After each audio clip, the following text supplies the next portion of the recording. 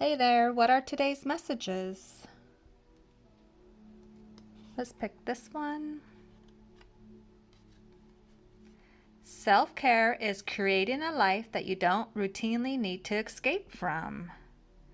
Laurel Thomas.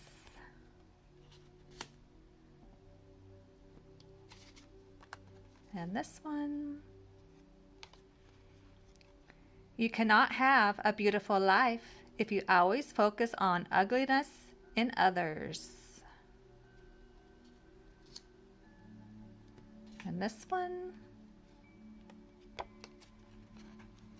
I am worthy. I am worthy of a beautiful life. I am worthy of being seen and heard. I am worthy of loving relationships with others. Yes, you are, and so am I. Let's pick this one.